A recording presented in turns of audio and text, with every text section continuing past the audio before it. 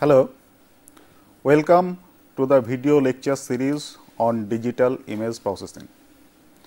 In our last lecture, we have talked about image restoration, image registration problem.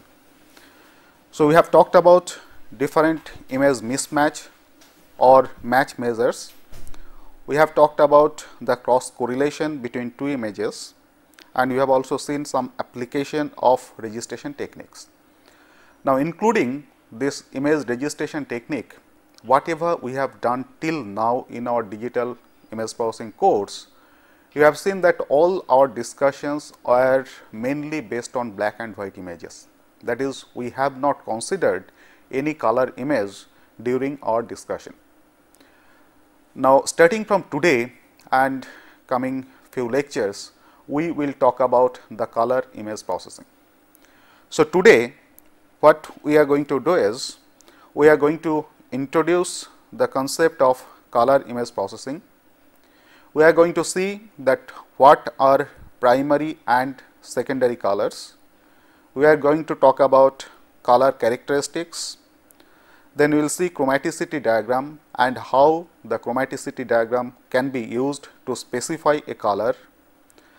We will see two color models. One of them is RGB color model or red, green and blue color model, and other one is HSI color model. And we will also see that how we can convert from one color model to another color model. Now, first let us talk about why we want color image processing when we get information from black and white images itself. The reason is, color is a very powerful descriptor, and using the color information we can extract the objects of interest from an image very easily, which is not so easy in some cases using black and white or simple gray level image.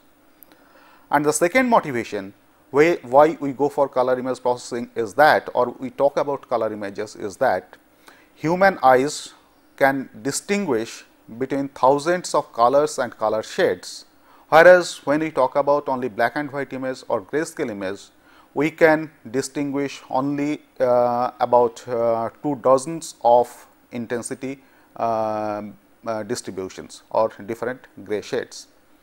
So, that is the reason that color image processing is a very important topic.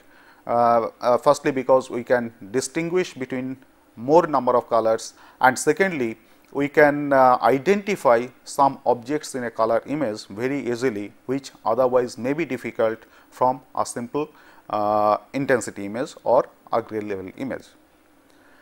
Now, coming to color image processing, there are two major areas. One of the area we call as full color image processing. We say full color processing,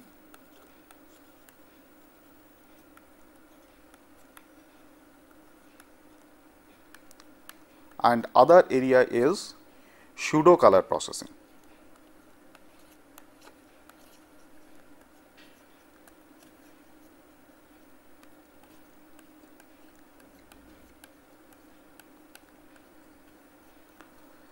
Now, what is meant by this full color processing or pseudo color processing? When we talk about full color processing, the images which are acquired by full color TV camera or by a full color scanner, then you find that almost all the colors that we can perceive, they are present in the images.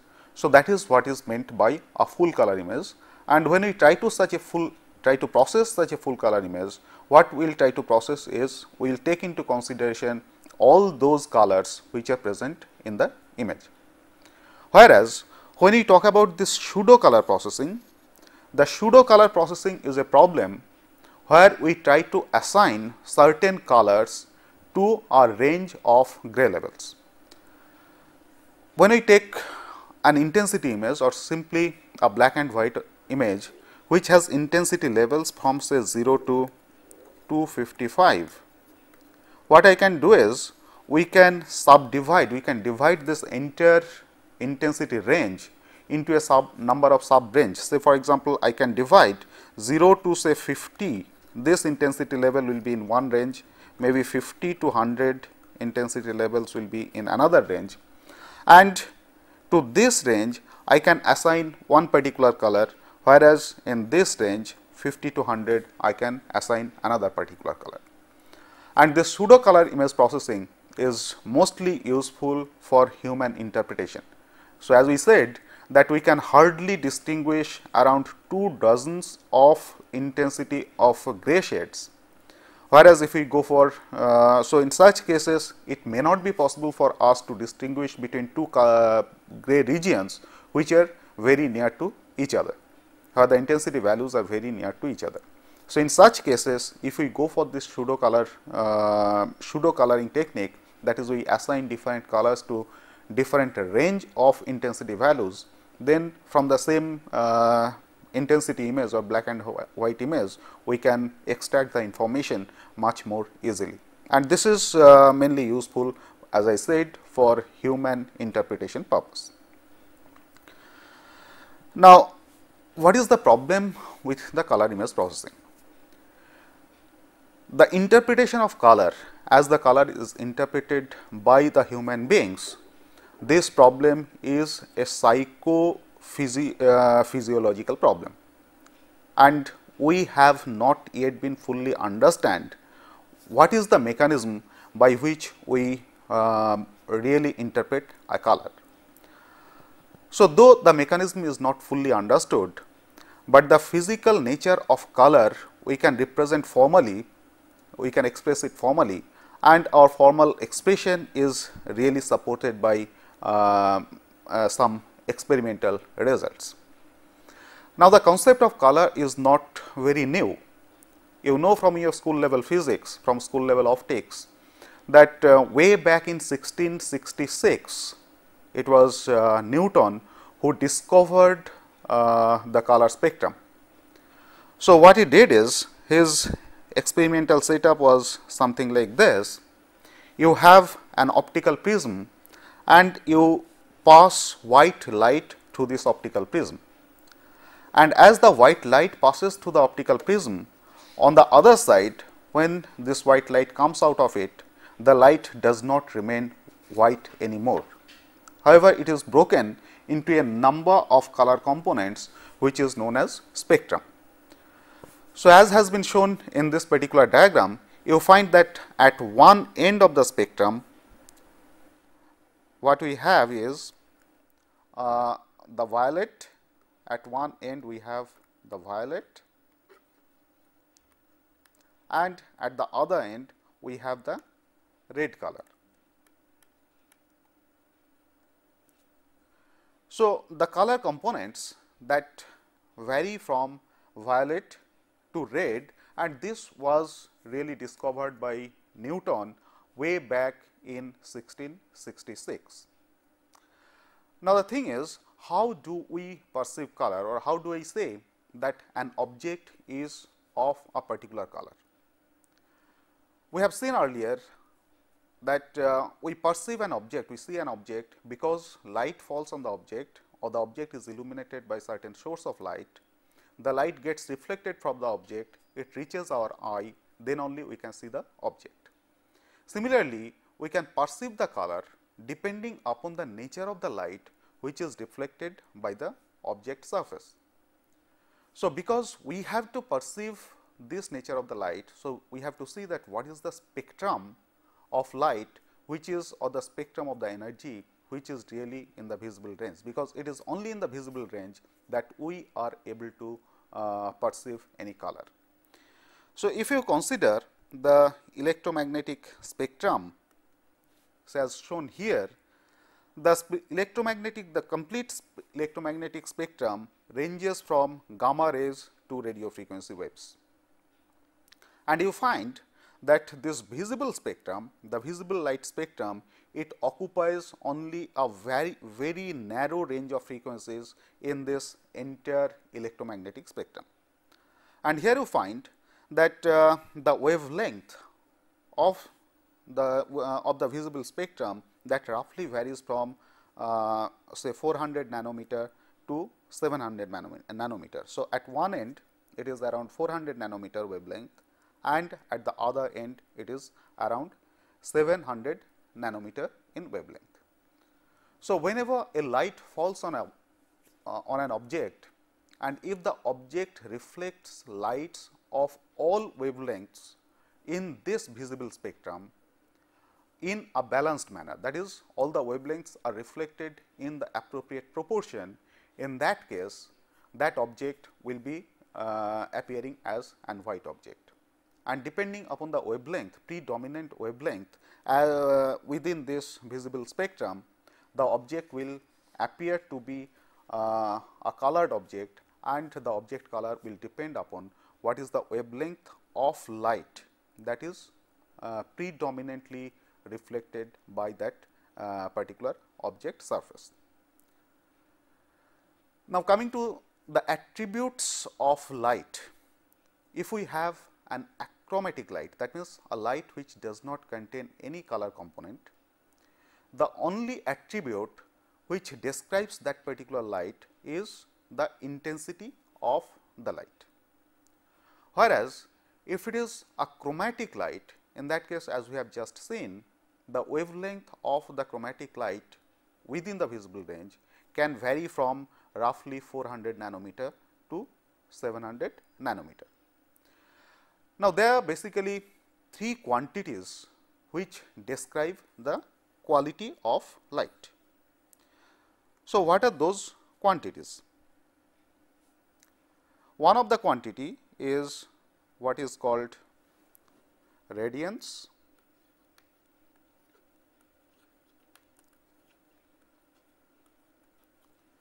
the second quantity is called luminance,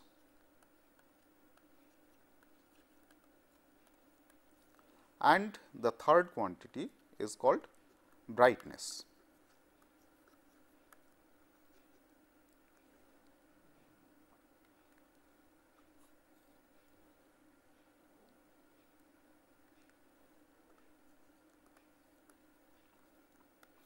So, we have these three quantities, radiance, luminance and brightness, which basically describe what is the quality of light. Now, what is this radiance? Radiance is the total amount of energy which comes out of a light source, and as this is the total amount of energy, so this radiance is to be measured in the form of in units of watts. Whereas, luminance, it is the amount of energy that is perceived by an observer. So, you find the difference between the radiance and luminance. Radiance is the total amount of energy which comes out of a light source, whereas luminance is the amount of energy which is perceived by an observer. So, as the radiance is measured in units of watts, it is luminance which is measured in units of what is called lumens. Whereas, the third quantity, that is brightness, it is actually a subjective measure, and it is practically not possible to measure the amount of brightness. So, though we can measure the radiance and luminance, but practically we cannot measure what is brightness. Now, again coming to our color images or color lights,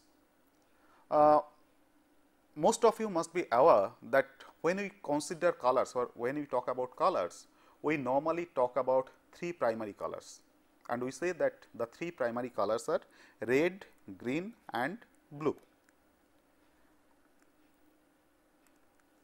So, we consider the primary colors of light, colored light. So,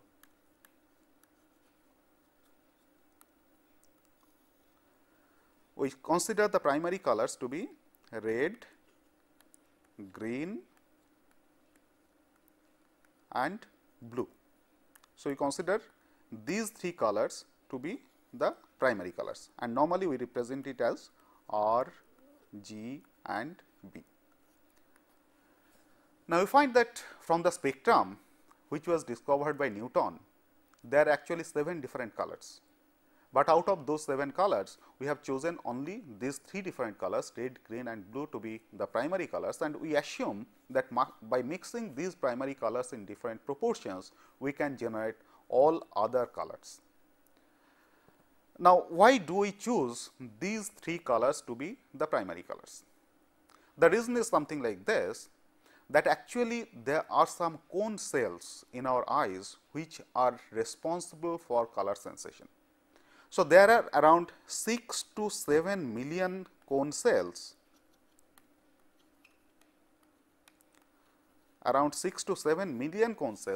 which are really responsible for color sensation.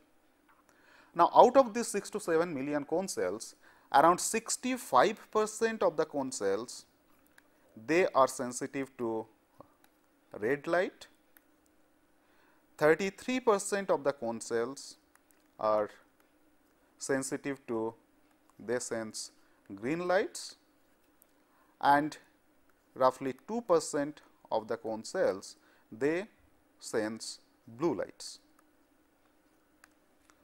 So, because of the presence of these 3 different cone cells in our eyes, which sense red, green and blue, these 3 color components. So, we consider red, green and blue to be our primary colors, and we assume that by mixing these primary colors in appropriate proportion, we are able to generate all other different colors. Now, as per this, CIE standard specified 3 different wavelengths for 3 different colors. So, CIE specified red to have an wavelength of 700 nanometer, green to have an wavelength of 546.1 nanometer, and blue to be an wavelength of 435.8 nanometer. But the experimental result is slightly different from this. Let us see how the experimental result looks like. This diagram shows the sensitivity of those 3 different cones in our eyes that we have just said. So, you find that the cones which are sensitive to blue light, to blue color, these cones actually receive wavelengths ranging from around 400 nanometer to 550 nanometer. Whereas, the cones which are sensitive to green lights, they are sensitive to wavelengths ranging from slightly higher than 400 nanometer to an wavelength of something around say 650 nanometer. Whereas, the cones which are sensitive to red light, they are sensitive to wavelengths starting from 450 nanometer to around 700 nanometer. Though the sensitivity is maximum for this type of cones, say blue cone is maximally sensitive at an wavelength of 445 nanometer, as is shown in this diagram.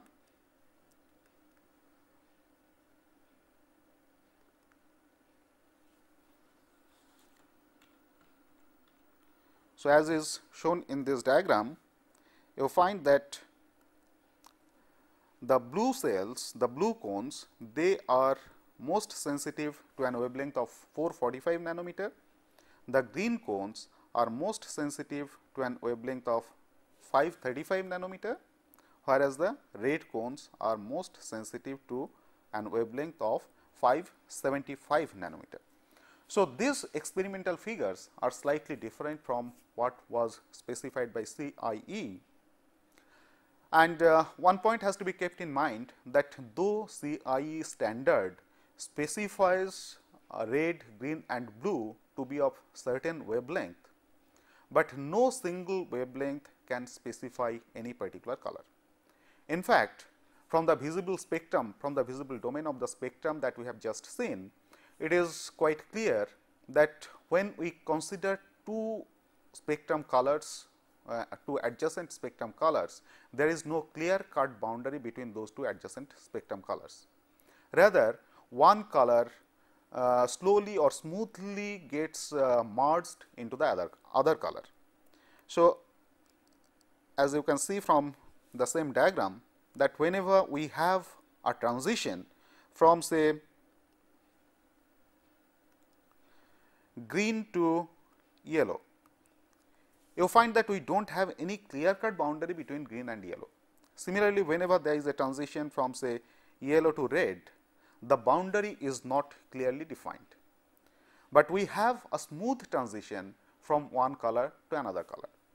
So, that clearly says that no single color may be called, or no single wavelength may be called red, green or blue, but it is a band of wavelengths which give you color sensation, a band of wavelengths that gives you green color sensation, a band of wavelengths that give you red color sensation, at the same time a band of wavelengths that give you say blue color sensation.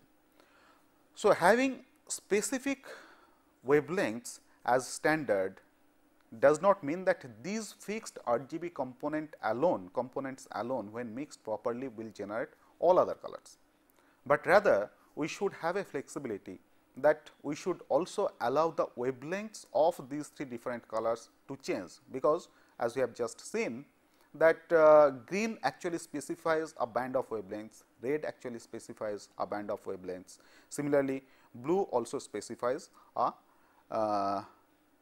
band of wavelengths. So, to generate all possible colors, we should allow the wavelengths of these colors are red, green and blue also to change. Now, when I say that these are the different primary colors, that is red, green and blue, mixing of the primary colors generate the secondary colors.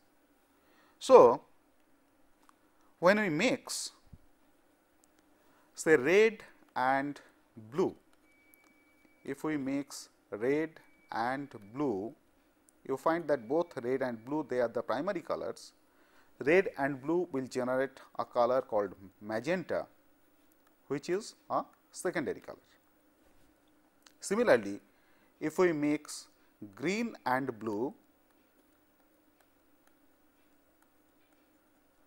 this will generate a color which is called cyan, and if we mix red and green,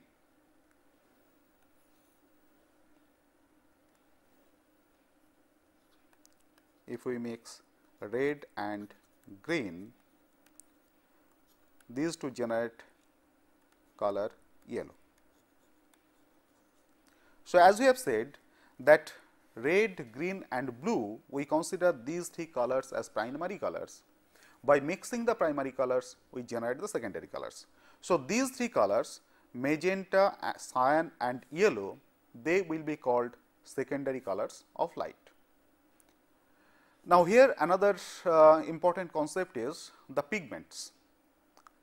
As we have said that red, green and blue are the primary colors of light, and if we mix these colors, we generate the secondary colors of light, which for example, are magenta, cyan and yellow. When it comes to the pigments, the primary color of a pigment is defined as an wavelength which is absorbed by the pigment and it reflects the other two wavelengths. So, the primary color of light should be the opposite of the primary color of a pigment.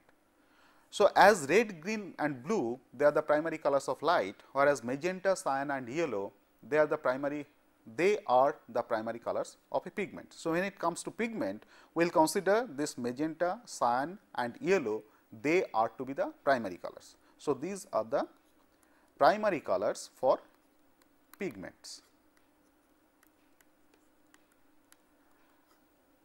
And in the same manner, this red, green and blue, which are the primary colors of light, these three will be the secondary colors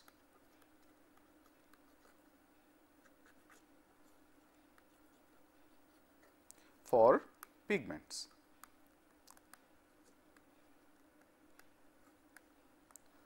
And as we have seen that for the colors of light, the primary colors of light, if we mix red, green and blue in appropriate proportion, we generate white light. Similarly, for the pigments, if we mix the cyan, magenta and yellow in appropriate proportion, we will generate the black color. So, for pigments, appropriate mixing of the primary colors will generate black, whereas for light, the appropriate mixing of the primary colors will generate white. Now, so far what we have discussed, that is the primary colors of light, which are red, green and blue, or the primary colors of pigments, which are magenta, cyan and yellow. These are the concepts or the color components we consider when we talk about the color reproduction, or these are from the hardware point of view. That is for a camera or for a display device, for a scanner, for a printer, we talk about these primary color components. But when we perceive a color as human being, and when we look at a color, we do not really think that how much of red component or how much of blue component or how much of green component that particular color has. But the way we try to distinguish the color is based on the characteristics which are called brightness, hue and saturation. So, for us, for the perception purpose, the color components will be taken as, or the characteristics are brightness, hue and saturation, instead of the red, green and blue or cyan, magenta and yellow. Now, let us see that what does these three attributes mean. So, what is brightness? Brightness is nothing but a chromatic notion of intensity. As we have seen that in case of a black and white image, we talk about the intensity. Similarly, for a color image, there is a chromatic notion of intensity. It is not really intensity, which we call as bright or brightness. Similarly, hue, it represents the dominant wavelength in a mixture of colors. So, when you look at a secondary color, which is a mixture of different primary colors, there will be one wavelength which is a dominant one, dominant wavelength, and the overall sensation of that particular secondary color will be determined by the dominant wavelength. So, this hue, this particular attribute, it indicates that what is the dominant wavelength present in a mixture of colors. Similarly, the other term saturation, you find that whenever we talk about a particular color red, there may be various shades of red. So, this saturation indicates that what is the purity of that particular color, or in other words, what is the amount of light which has been mixed to that particular color to make it a diluted one. So, these are basically the three different attributes which we normally use to distinguish one color from another color. Now, coming to the spectrum colors, because the spectrum colors are not diluted, there is no white light, white component added to a spectrum color. So, spectrum colors are fully saturated, whereas if we take any other color which is not a spectrum color, say for example, if we consider a color say pink. Pink is nothing but a mixing of white with red. So, red plus white, this makes a pink color. So, red is a fully saturated color because it is a spectrum color and there is no white light mixed in red, but if we mix white light with red, the color generated is pink. So, pink color is not fully saturated, but red is fully saturated. So, we have these three concepts for color perception, that is hue and saturation, and the other one is brightness. And as we said that brightness indicates a chromatic notion of the intensity, whereas hue and saturation, they gives you the color sensation. So, we say that hue and saturation together, they indicates what is the chromaticity of the light, whereas this brightness gives you some sensation of intensity. So, using this hue, saturation of intensity, what we are trying to do is we are separating the brightness part and the chromaticity part. So, whenever we try to perceive a particular color, we normally perceive it in the form of hue, saturation and brightness, whereas from the point of view of hardware, it is the red, green and blue or magenta, cyan and yellow, which are more appropriate to describe the color. Now, the amount of light or the amount of red, green and blue lights which are required to form any particular color is called a tri-stimulus. We call it tri-stimulus.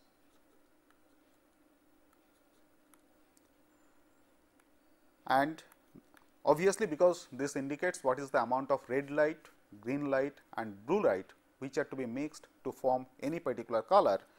So, this will have three components, one is x component, y component and z component.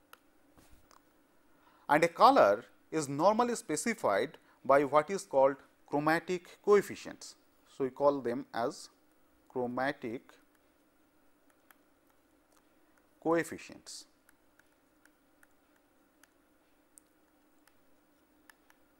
And these chromatic coefficients are obtained as the coefficient for red is given by x lowercase x is equal to capital X by capital X plus capital Y plus capital Z. So, this capital X is the amount of red light, capital Y is the amount of green light and capital Z is the amount of blue light which are to be mixed to form a particular color. So, the chromatic coefficient for red which is given by lowercase x, which is computed like this. Similarly, chromatic coefficient for green is computed as lowercase y is equal to capital Y by capital X plus capital Y plus capital Z, and similarly for blue it is capital Z by capital X plus capital Y plus capital Z. So, this lowercase x, y, z, these are called the chromatic coefficients of a particular color. So, whenever we want to specify a color, we have to specify it by its chromatic coefficients.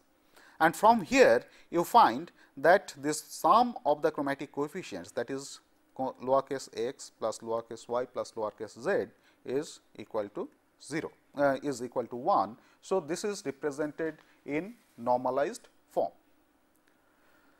So, as any color can be specified by its chromatic coefficients, in the same manner there is another way in which a color can be specified, that is with the help of what is known as a CIE chromaticity diagram. So, a color can be specified both by its chromatic coefficients as well as it can be specified with the help of a chromaticity diagram. So, let us see what is this chromaticity diagram.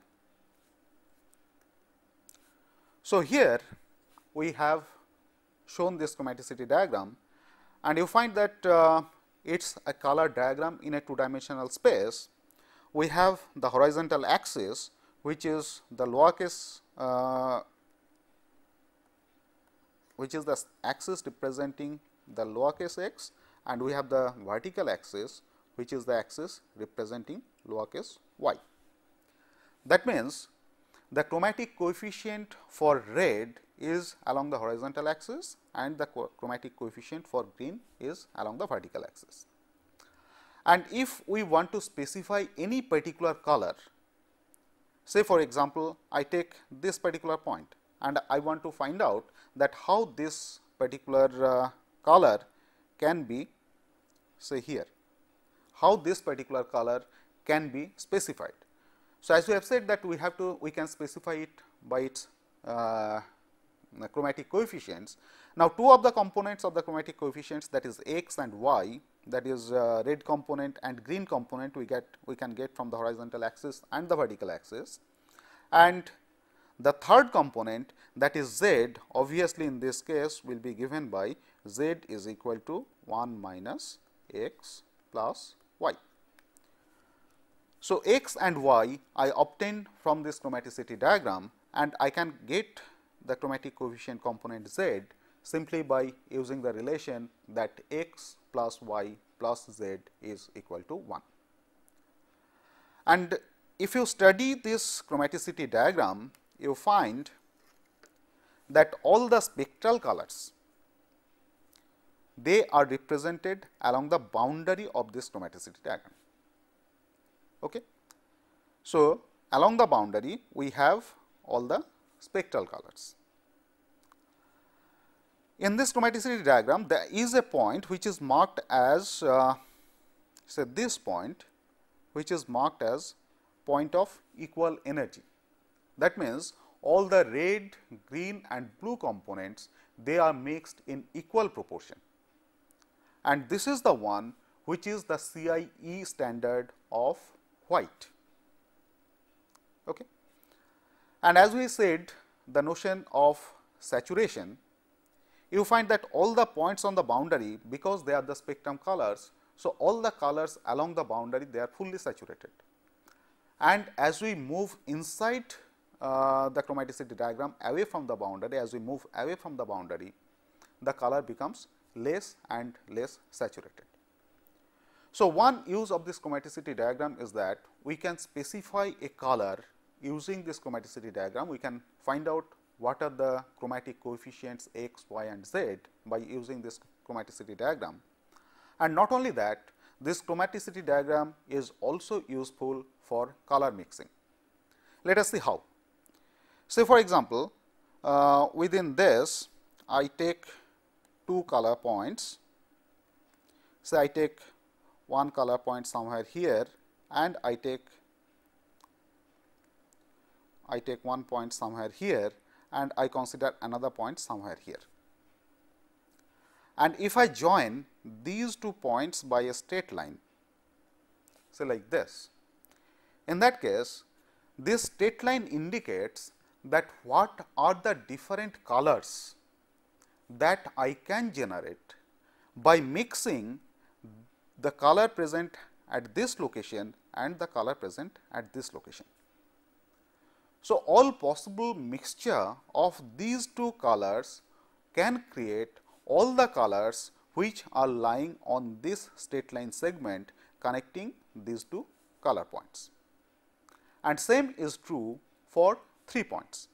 So, instead of just taking these two points, if I take a third point somewhere here, then you form a triangle connecting these 3 color points.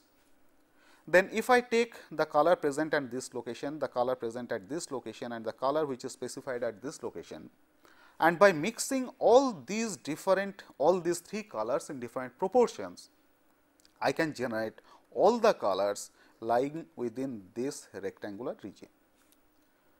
So, this chromaticity diagram is also very helpful for color mixing operation.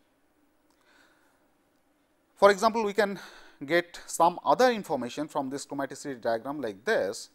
So, as we have said that we have this point of equal energy, which is the CIE standard of white. Now, if I take any color point on the boundary of this chromaticity diagram, which we said that this is nothing but a color which is fully saturated, and we mentioned that is as we move away from this boundary, the colors that we get, they are getting less and less saturated, and saturation at the point of equal energy, which is the CIE standard of white, just we have said, here the saturation is 0, the point is not saturated at all. Now, if I draw a straight line from any of these boundaries joining this point of equal energy like this. Okay. So, this indicates that what are the different shades of color of this particular saturated color that we can obtain by mixing white light to this saturated color. So, as we have said that as we mix white light, the saturation goes on decreasing, that is we can generate different shades of any particular color.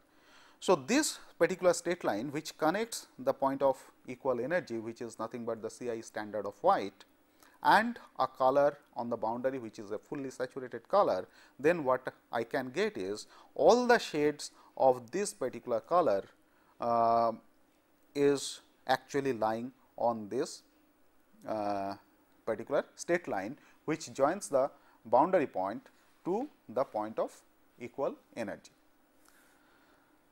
So, you find that using this chromaticity diagram, we can generate different colors. We can find out that in what proportion the red, green and blue, they must be mixed, so that we can generate any particular color. And this we can do for 2 colors, mixing of 2 colors, we can use it for mixing of 3 colors and so on. Now, just to mention that as we have said that we have taken red, green and blue as primary colors, you find that in this chromaticity diagram, your green is, if I take green to be somewhere here, so if I consider this point to be the green point, so this point is the red point and the blue is somewhere here, and if I join these 3 points by straight lines, what I get is a rectangle. So, by using this red, green and blue, I can generate, as we have just discussed, all the colors which are present within this triangular region.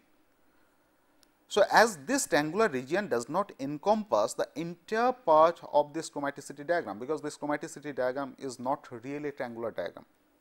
So, just we have said that using 3 fixed wavelengths as red, green and blue, we cannot generate all the colors in the visible region, and that is also quite obvious from this chromaticity diagram, because if we consider only 3 fixed wavelengths to represent red, green and blue points, using those 3 wavelengths we can just form a triangular region, and none of the triangular regions, single triangular region can fully encompass the chromaticity diagram. So, as a result of that, by using fixed wavelengths for red, green and blue as primary colors, cannot generate all the colors as given in this chromaticity diagram. But still, using the chromaticity diagram, we can have many informations, many useful informations. As we have said that we can go for color mixing, we can find out different shades of color, we can specify a color and so on. Now, coming to this next topic, that is color model.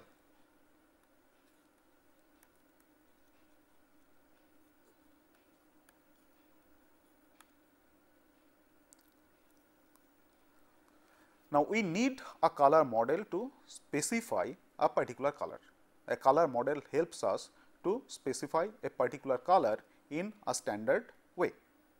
Now, what is a color model? color model is actually a space, or we can represent it as a coordinate system within which any specified color will be represented by a single point. Now, as we have said that we have two ways of describing a color. One is by using the RGB model, by using the red, green and blue components, or cyan, yellow and magenta component, which are from the hardware point of view, and similarly from the perception point of view, we have to consider the hue, saturation and brightness. So, considering these two aspects, we can generate two different color models, two types of color models. One color model is oriented towards hardware, that is the color display device or color scanner device or color printer, and the other color model is to cater for to take care of the human perception aspect, and we will see that this will not only take care of the human perception aspect, it is also useful for application purpose. So, accordingly, we can have a number of different color models. One of the color model we will call as RGB model or red, green, blue model, and the other color model is cyan, magenta and yellow, and there is an extension of this, that is CMYK, that is cyan, magenta, yellow and black. This RGB color model, this is useful for image displays like monitor. CMY or CMYK color model, these are useful for image printers.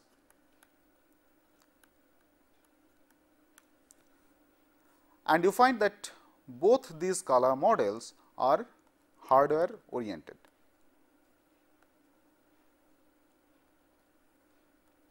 Because both of them try to specify color using the components as primary color components, either red, green and blue or cyan, magenta and yellow. And as we have said that red, green and blue, they are the primary colors of light, whereas cyan, magenta and yellow, they are the primary colors of pigments. And the other color model that we will also consider is HSI color model, that is hue, saturation and intensity or brightness.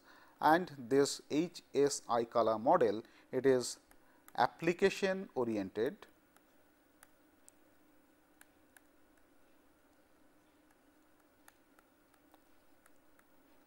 or also it is perception oriented, that is how we perceive a particular color. And we have also discussed that this HSI color model, this actually decouples the color from the grayscale information. So, we have said that this I part, this actually gives you the grayscale information,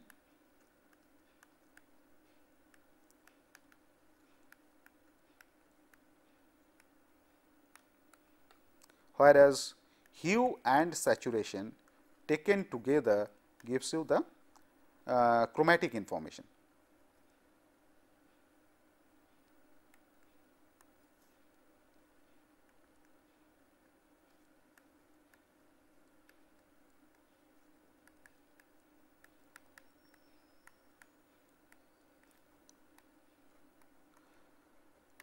So, because of this, as in HSI model, we are decoupling the intensity information from the chromatic information. So, the advantage that we get is many of the applications or the algorithms which are actually developed for grayscale images, they can also be applied in case of color images, because here we are decoupling the color from the intensity. So, all the intensity oriented all the algorithms which are actually developed for grayscale images can also be applied on the intensity component or I component of this color image. Now, first let us discuss about the RGB model. So, we will talk about RGB color model first. As we have said that in case of RGB, a color image is represented by three primary components, and the primary components are red, green and blue. So, these are the three components, three color components which when mixed in proper form in appropriate proportion, this generates all possible colors. So, our RGB color model is based on Cartesian coordinate system, and we will see in this diagram that this shows diagrammatically an RGB color model that we normally use. So, you find that this RGB color model is based on the Cartesian coordinate system, where the red, green and blue R, G and B, these components are placed along the coordinate axis, and the red component is placed at location 1, 0, 0 as shown in this diagram. So, this is the location which contains the red, this is the location 0, 1, 0 which is the green point, and 0, 0, 1 this is the blue point. So, we have this red point and green point and blue point, they are along three corners of a cube in this RGB, in this Cartesian coordinate system. Similarly, cyan, magenta and yellow, they are at other three corners in this cube. Now, here let me mention that this model which is represented, it is in the normalized form, that is all the three color components, that is red, green and blue, they are varying within the range 0 to 1. So, all these color components are represented in a normalized form. Similarly, the cyan, magenta and yellow, they are also represented in normalized form. Now, the origin of this color model, that is at location 0, 0, 0, this represents black, and the furthest vertex, that is 1, 1, 1, that represents white. And you find that if I join a straight line connecting the origin to this white point, so this straight line actually represents a grayscale, and we also call it an intensity axis. So, as you move from the origin which is black to the furthest vertex in this cube which is white, what we will generate is different intensity values. Okay. So, as a result of this, we also call it the intensity axis or grayscale axis. So, we stop our discussions today. We have just introduced the RGB color model, and we will continue with our discussion in our next class. Now, let us have some questions on today's lecture. So, the first question is, how do we perceive color? The second question, what is the difference between luminance and radiance? The third question is, why red, green and blue are generally accepted as primary colors, which when mixed in appropriate proportions generate other colors? The fourth question, what are pigment primary colors? The fifth, what are meant by hue and saturation? Thank you.